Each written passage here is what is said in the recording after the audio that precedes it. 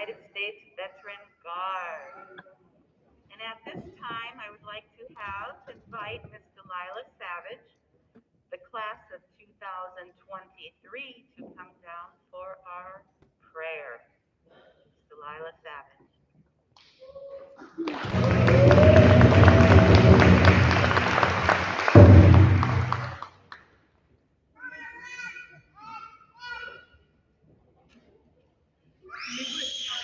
Miigwech get your money do, got kina gay guys chigayan. Is your wearbook, is your gizaguk, is your bamaliziwan. Jet na top of Jabemon, jet na top of Maliziwan. Thank you. Oh, and I'm so proud of all you graduates here today, and you deserve it all.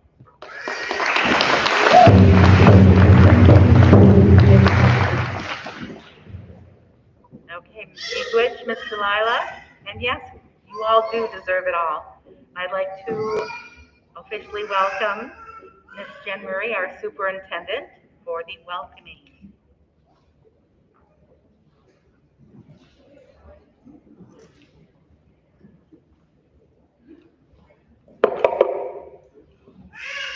Let me know if you can't hear me.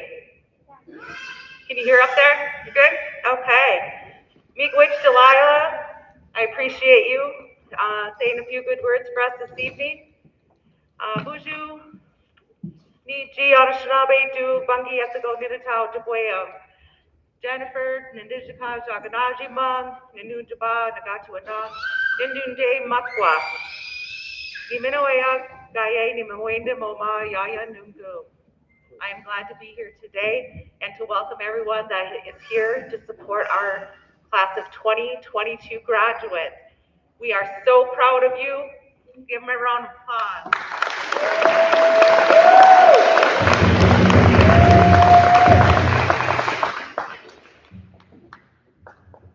The Ojibwe School thanks everybody in the community, along with staff, parents, friends, that support our students, not just on this day, but to get them here to be here today. This is a major milestone for our students. Graduating is just the start of the first of hopefully many milestones that you will reach. The Ojibwe School doors are always open for future ones if you need help with anything. I'm very proud of you, and I wish you the best in the future. Me, you.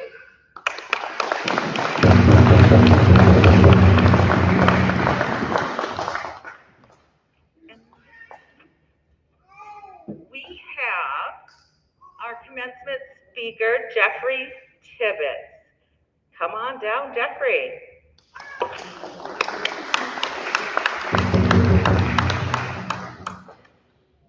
He also told me he has a 35-minute speech, so prepare yourself.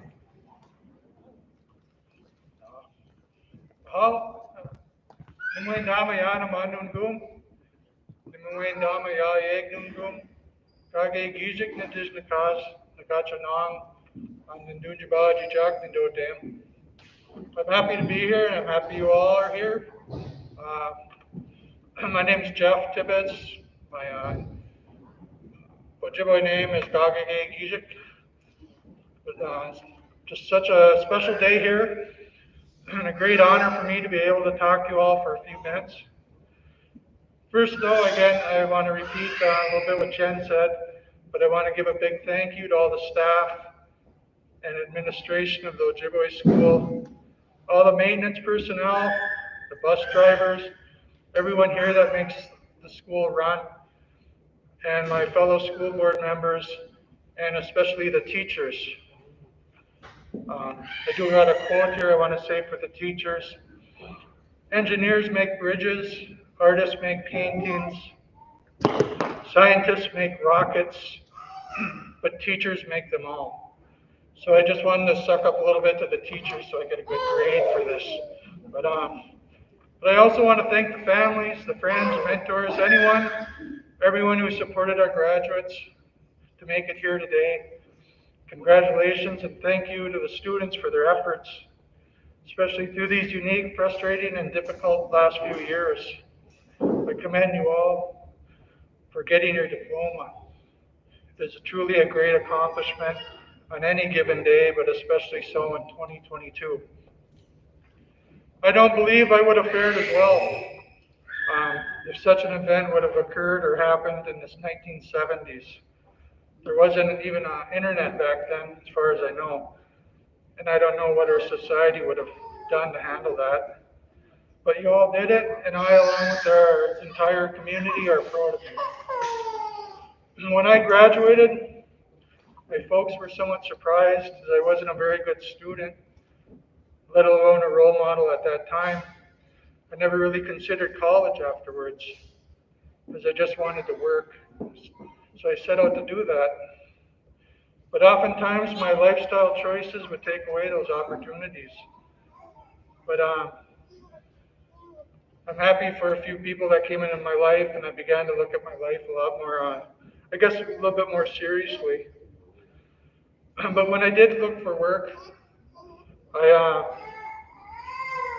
at that time, it was after the furnace factory closed here. I don't know if any of you remember the furnace factory, but it was one of the first jobs I had here at Fond du Lac. And I really liked working there, and I was really proud of the furnaces we made. In fact, I still have one, I live at my folks', and we still have one of their furnaces in the basement. So I wonder if I had put that together. But I kind of looked for the mills for work, because that's where the money was, and that's what I wanted to make. So I would have to go down to this, they called it the employment office, and deal with the people down there. And almost every time I went in, they would remind me that it wasn't an unemployment office. They would say it's an employment office. But I had a hard time getting any lead into the mills. But I did start at the Diamond Match. It was kind of the three mills in town, Diamond Match, Conway, and Potlatch at the time. So I started at the match mill, and I got a job, some pretty laborious jobs. It was on the bull chain, and it was about a 100-yard chain, and every 100 inches was a steel hook, and you had to roll logs onto this chain to feed the mill. So I did that, and every day I would look across the street and wish I was, the grass is always greener, right?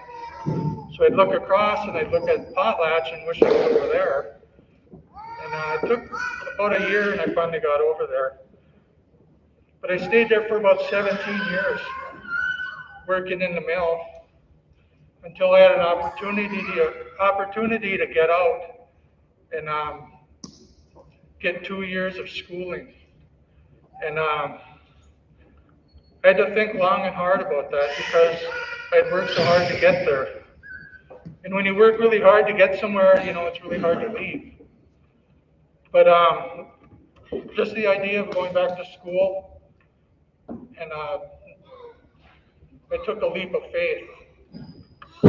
So I did that. So I went to our college, Fond du Lac Tribal and Community College. So I went there for 2 years and got my AA. But it was really scary because, like I said, I wasn't the best student. And returning to that wasn't really, I was really happy to go, but I had a lot of fear. And one of the biggest was my fear of math and English. So I put them off as long as I could. But I finally took English my last semester. And I brought the essay I wrote for that. I actually went into the class and told the teacher after the first class, I said, I don't think I can do this. And she had to talk me into staying. I was going to quit. I was that fearful of it. But eventually I did write this essay. And I bring up this essay because as a school board member, we had one of your fellow classmates a few years ago. And as I work at the college now, I help with some bridge programs. And one of them is, we call it College Connect, and we bring high school kids over to work on English and math. Because I saw that as possibly a commonality in some people. Because we had a lot of students that had many credits and they could have graduated, but they wouldn't take English and math. So we started doing this College Connect in order to help familiarize high schoolers with English and math. So anyway, in the school board meeting, this young gentleman came up and he had a nice, I could tell he was a College Connect student. He had a really good persuasion letter about why we should be changing a policy. And it just blew me away. It made my day. I was really happy to see that. And you can't argue. And I want to encourage all the high school students to be engaged. And if you do see something that you think could be corrected, you know, write it down or show up at the school board meeting and let the school board members know. Because there's nothing more persuasive than a student. You know, we all just do what we think we know. So having a student there guiding us is really powerful. But I'm going to read my essay that I wrote, and I'll try to make it quick here. But I wrote this in 2003, and they posted it. Luckily it was online. It's posted online, but I only have it on floppy disk, so I don't know if any of you know what a floppy disk is. It's what people used to use before USB drives and all that, but showing my age here. But so this is called, and this is a descriptive essay I wrote, and it's called More Than an Elk Hunt. Is this really happening? I asked myself as I edged near the side of the mountain. The scream of the wapiti cut through me like a knife and startled me into action. I knelt and drew back my bow, all the while wondering if my 10-year pursuit of the elusive Rocky Mountain elk was nearly at an end. The day had begun much like the first 5, with the early morning storms pounding our small camp as if we were in a terrorist stronghold. The dark clouds crept eastward like a mugger in search of a new victim. As I lay there listening to the far-off rumble of the storm, it was intermixed with the rasping and jake-breaking of my 2 hunting companions' snores. I was glad to have my own tent, but the thin nylon walls provided little protection from their throaty cries. The soft glow of the rising sun illuminated my tent until I felt like I was inside an orange neon sign. My eyelids no longer could keep out the radiance. As I unzipped myself from the cocoon-like comfort of my sleeping bag, I had but one thing on my mind: help. I crawled on my tent like a newborn child. What a view I had. Our camp was located on a grassy plateau, 8,500 feet above sea level in the Colorado Rocky Mountains, with the White River National Forest. My tent overlooked a valley, one of hundreds, that sliced through the mountain range, offering excellent hunting opportunities to those that had the will and determination to get to such remote areas. Large stands of giant poplar and deep forests of dark pine timbers cascaded down these valleys. Entwined throughout the forest were streams and beaver ponds, resembling a children's connect-the-dot picture. It's as rugged as it is beautiful, and I knew some of it very well from my quest for a bull elk. I gathered my gear, looked back at my companions' tents, and smiled. I knew they were exhausted from the previous days. Although it is very hard to train for this rigors of this kind of hunting, I was grateful for all the rollerblading I had done during the summer in preparation for the climbing. Their snores soon drifted away as I set my sights on a certain section of dark timber. In the several years I have come here, I have always hunted this part of the mountain. I have had many chances to realize my goal there, but always something prevented my accomplishing it. Often at these times, as I walk alone in solitude, I have thoughts about my life and where it has led me, the struggles that I have faced, the death of people that I loved, the choices my children make or don't make. Many times I wonder about the choices I have or haven't made, and all the changes one goes through in life. It was these thoughts that were creeping into my mind as I struggled to focus on the approaching timber. I was close to where I wanted to be. Concentrate, I reminded myself, and that's when I heard it. I stopped in my tracks. Was that what I thought it was? Again, it sounded like a song calling to me. It is a bugle and it's close. I crept to the edge of the draw and listened intently. Again, there it was. My eyes narrowed, hawk-like. I strained to see into the depths. Where are they? I asked myself. I searched the shadows, my eyes and ears begging for a response. I instinctively knocked an arrow, and my bow was armed and ready, awaiting my order to deliver its fatal cargo. I was catching a glimpse of several elk as they meandered their way up the mountain. Here they come, like whales coming up from the murky depths for air. The elk materialized in front of me. I couldn't have been positioned any better as the herd staged for the final assault of the summit. I drew my bow and placed my sight pins on the lead bull. As he stepped forward, I centered himself squarely in my sight. I released my arrow and it buried itself and then disappeared into the bull elk's vitals. The herd exploded at my release and most stampeded back down the mountain. I heard a sound that resembled a car wreck, and I knew that he was down. I made my way to it, ever slowly, my breath still not regular. I was strung very tight at that moment.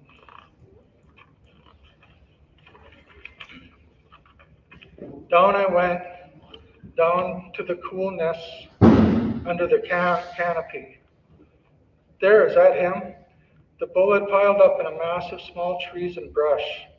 As I approached him, I realized something, that taking this bull meant more to me than just harvesting food. He was everything I wanted and everything I had worked for.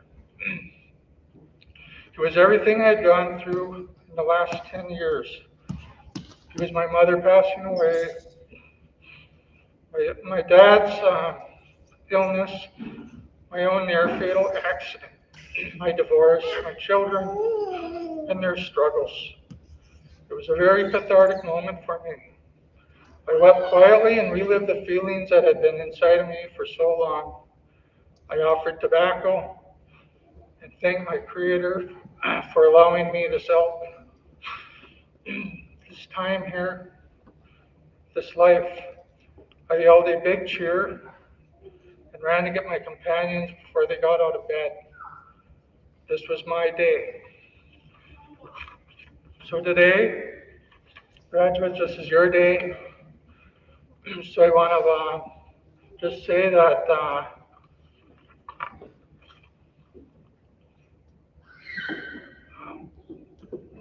that I ask all of you graduates, if you haven't already, take some quiet time in the coming days, and with all your seriousness that you can muster about your life and your future, to put out some asema, have faith and follow your heart. Know that everyone here at the Ojibwe School, the community of Fond du Lac, and the Fond du Lac Tribal and Community College, your families, your ancestors are all behind you, and we'll continue to do whatever we can to help you. So congratulations, class of 2022. Miigwech, Ojibwe.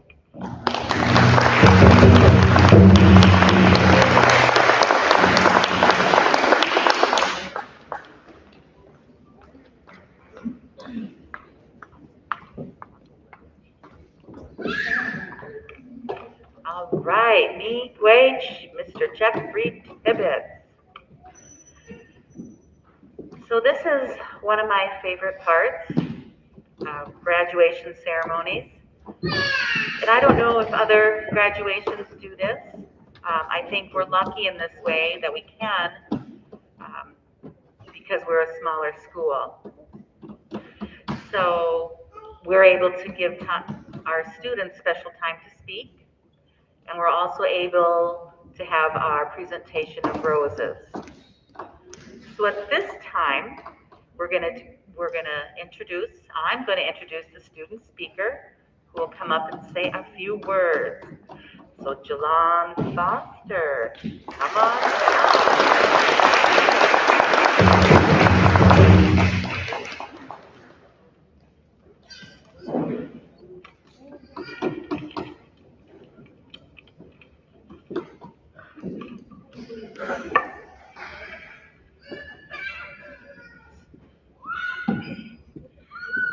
Thank you for the introduction as well. Welcome, families and friends, to the class of 2022 graduation ceremony. Thank you for joining us this evening to celebrate us seniors. We as seniors are happy to be moving on to the next chapter of life. We have many wonderful memories at the Fond du Lac Ojibwe School, like going trick-or-treating around the reservation in elementary school, the bounty houses at the seasonal celebrations, and Barb's cooking. During our middle school years, we remember sixth grade being the best. Shout out to Miss Garcelle. At the end of 10th grade, we went to distant learning for a year and a half, which was a challenge for some of us. But when we were here, we had a blast. We went on many field trips, like camping, whitewater rafting, kayaking, and to many state parks. Some of us seniors also took a trip to DC this year, which was super fun. We also had prom 2022 on the Vista Star, which was also fun. It's been a challenging year for us from being in school and then out of school learning because of COVID. We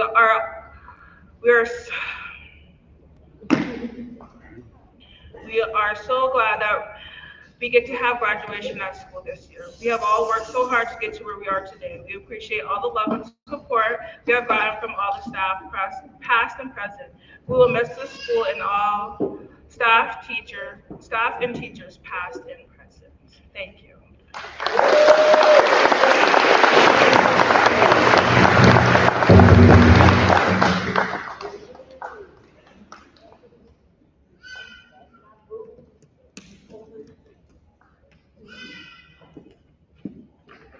Miigwech, Miss Jalon. He's ready to graduate too. Like, come on. All right, graduates. I'd like you to cherish this moment for a while. Take a moment to think about those who helped get to get to this point. It may be someone who said a few inspiring words when you needed it the most. It may have been someone who helped you get to school every morning. It may have been someone who listened to you as you shared stories of laughter or pain. It may have been someone who gave you a second chance. Most likely it was multiple people, multiple family members, multiple friends, and perhaps a whole community that helped you during different and difficult times in your life. You may have done the work to get to graduation, but you didn't do it alone. So I'd like to invite each one up here at a time and share this achievement with them. So I'm going to say your name, and then if you would please come up to the front. You can grab a rose, and if you'd like to say a few words to someone, you can, or to the group, you can, or you can simply present your rose to someone. All right, Miss Cadence, come on up.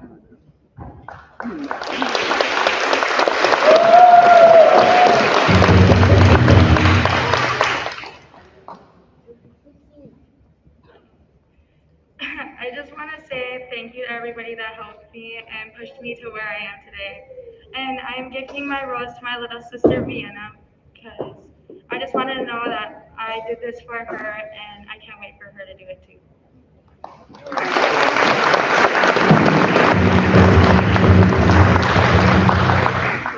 Salina.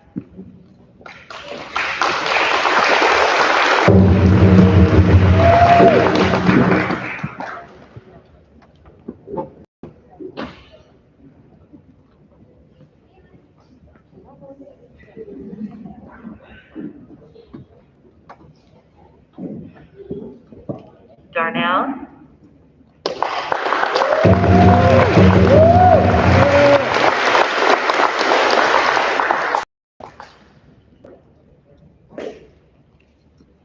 I'm giving my rose to my grandma because nobody helped me really, but she's the only person I can really think about who helped me get into school, make sure I was there every day, and she knows how to talk a lot of shit. I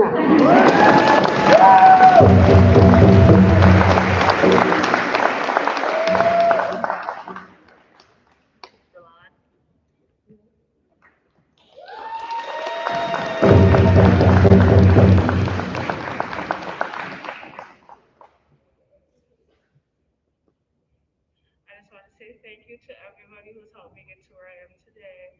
I owe a lot of it to Remy for always making sure that I'm coming to school and getting my work done. Thank you.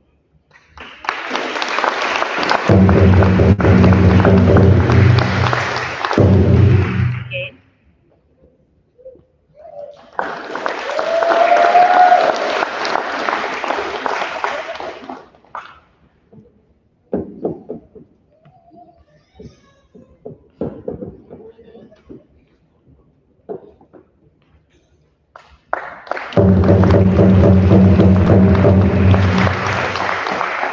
Simon.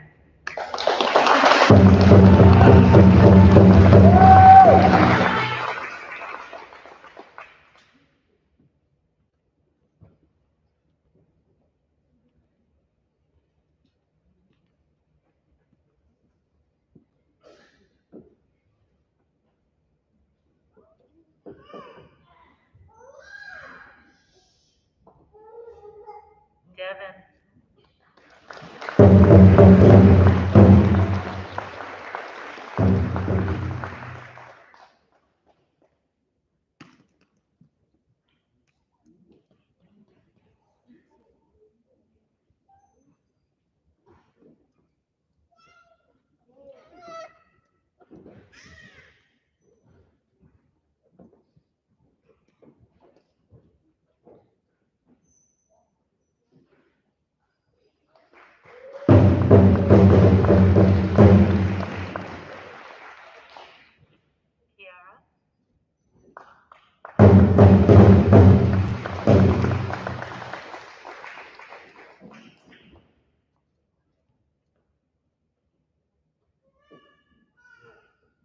really like to give this rose to my mother for always making sure I'm at school doing my work and for transferring me here to make up all the credits that I missed.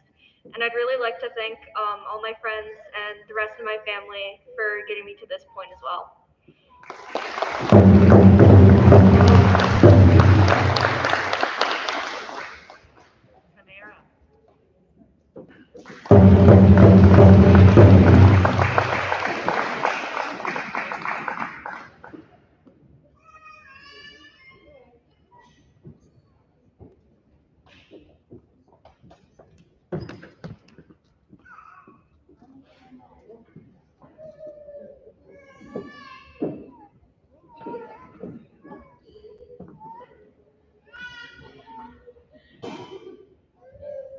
Gina?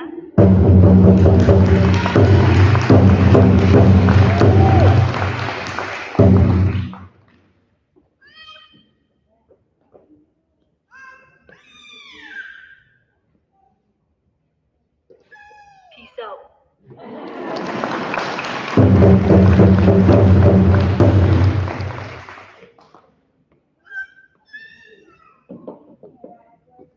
Soleil?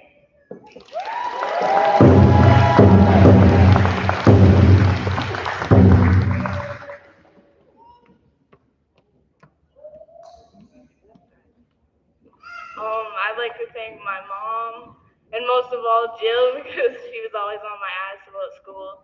All I gotta say is had a good time.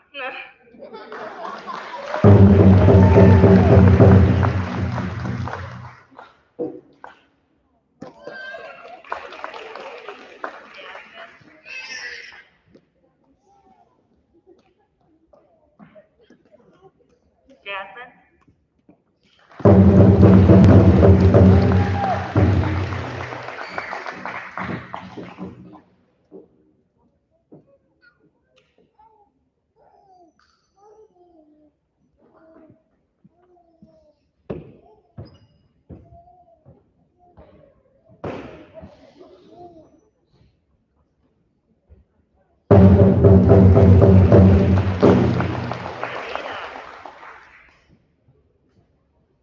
Nimita?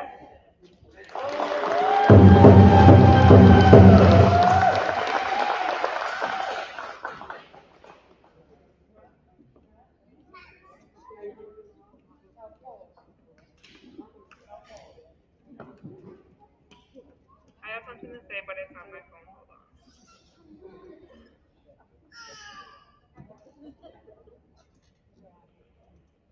So, school was a very hard task for me, from being bullied in middle school to waking up on time, to skipping class because I didn't want to go, to wanting to drop out, but everyone around me and my teachers pushed me to get my work done, even if every question wasn't complete. They'd give me credit for it. I wish I had, when I had my step back and I wanted to drop out, so many people reached out and pushed me and gave me that motivation I needed to graduate. A big shout out to my siblings. Y'all don't know it, but y'all played a big role in this special part of my life. I did this for y'all, so y'all can look to me and say, well, my sister graduated, so can I. I want to thank everyone around me for believing in me and encouraging me to get my work done. I wouldn't have to do without y'all. This time myself.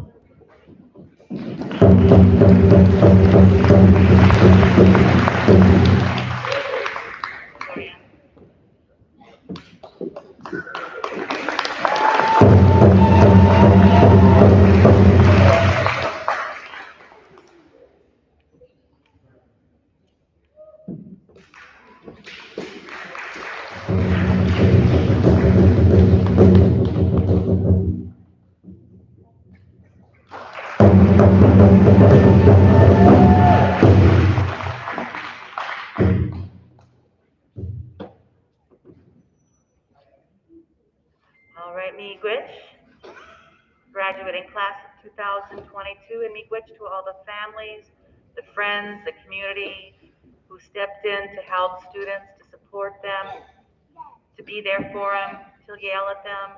Yelling is okay. So Miigwech to all of you for being there. I appreciate it. And I know they do too. So at this time, I'd like to invite Ms. Deb Johnson Fuller up, our school board chair, for the presentation of the diplomas.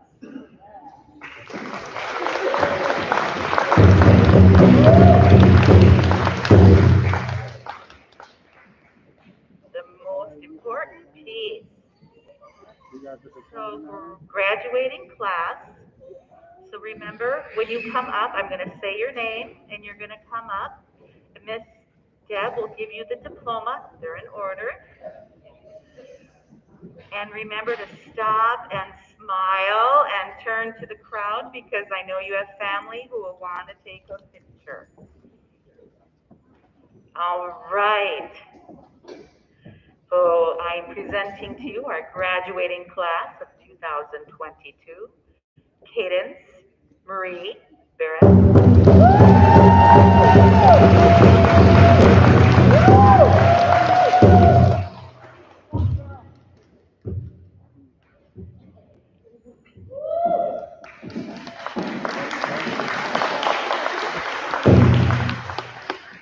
Selina Rose Defoe Jackson.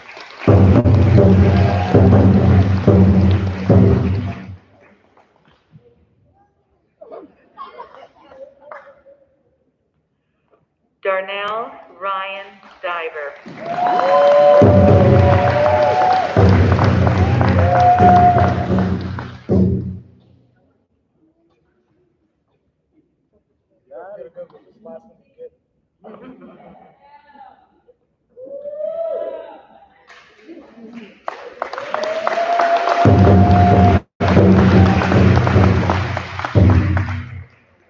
Jelon May Foster.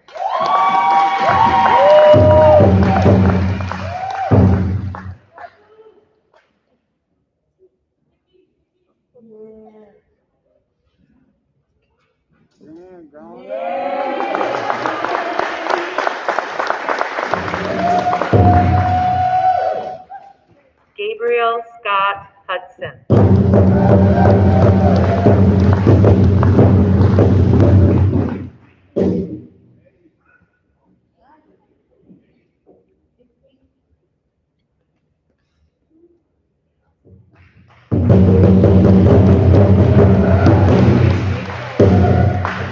Simon Michael LaPrairie.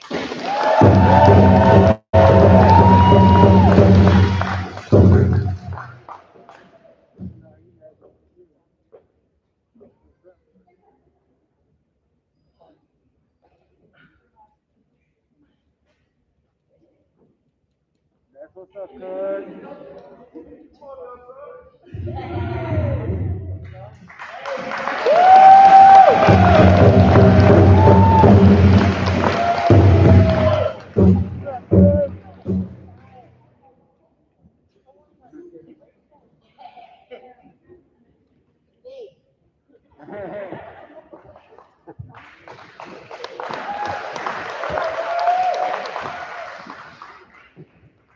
Devin Stewart Bostow.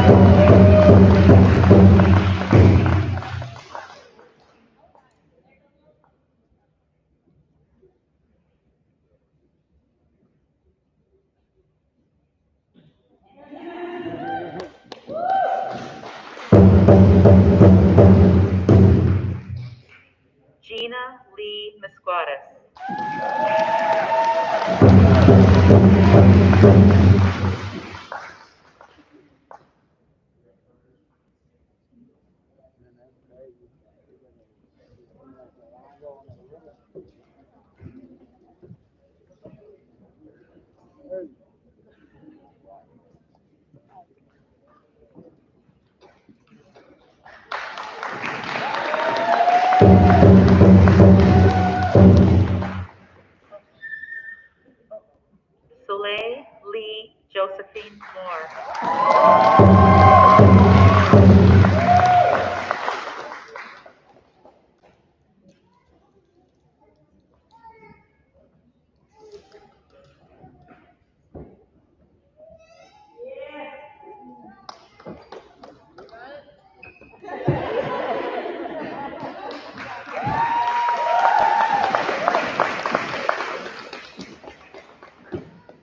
Jasmine May Ojibwe.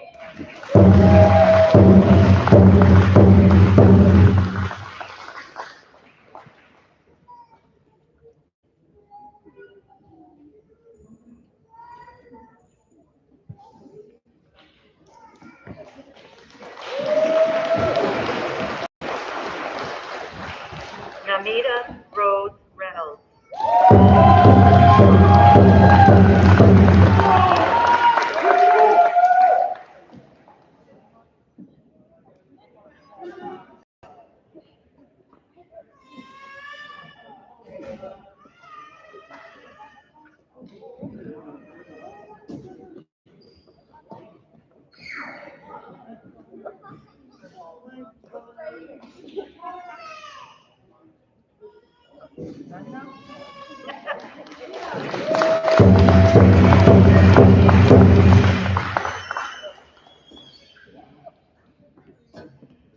Delanicia Tamia Rose Sake.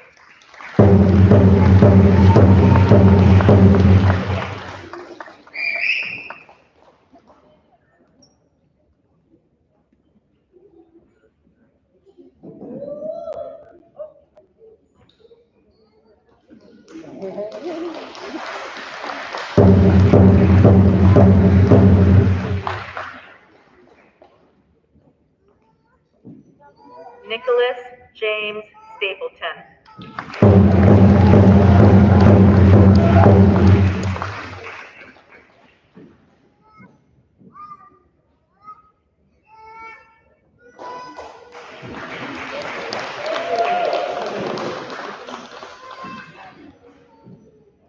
Angelina Jewel Thiessen.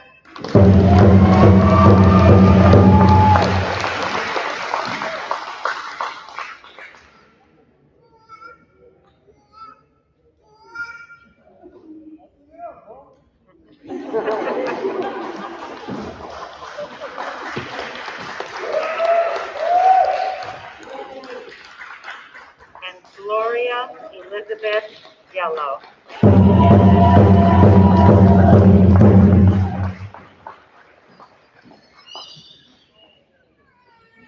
And with that, I'd like to have Miss Deb with the official announcement.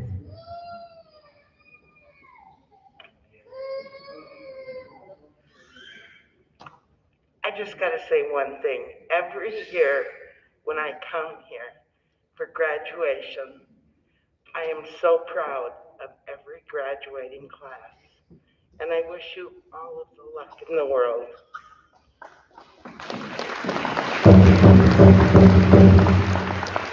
So, graduating class, please stand.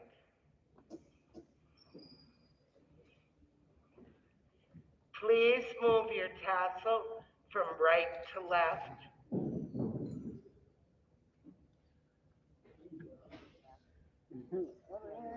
Fond du Lac school families, school board, distinguished guests, I now present to you the Fond du Lac Ojibwe School graduates of 2022.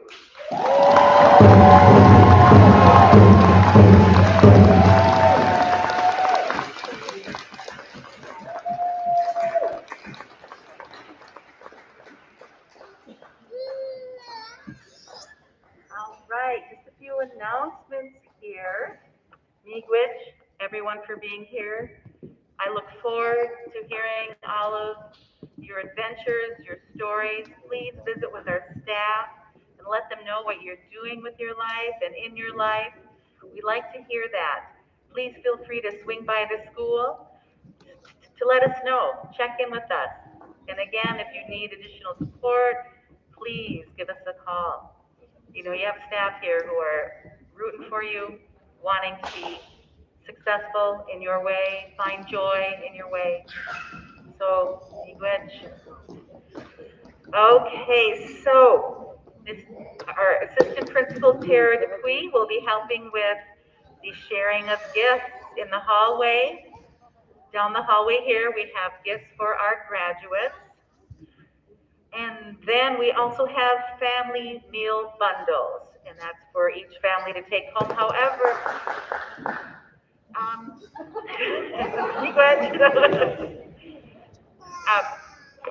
it's actually wrapped up in individual to-go containers. We thought we ordered the family bundles, so you all get a whole package, but it's the individual bundles. There is a meal, and there is a salad, so each of you can take one of those. And we also have a bag of fry bread for everyone as well.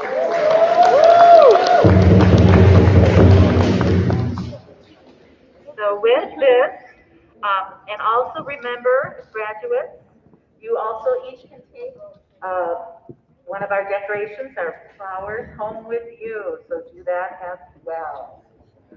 All right, so to bring an end to our ceremony today, I'd like to invite Gina Priest with our traveling song. Gina Priest.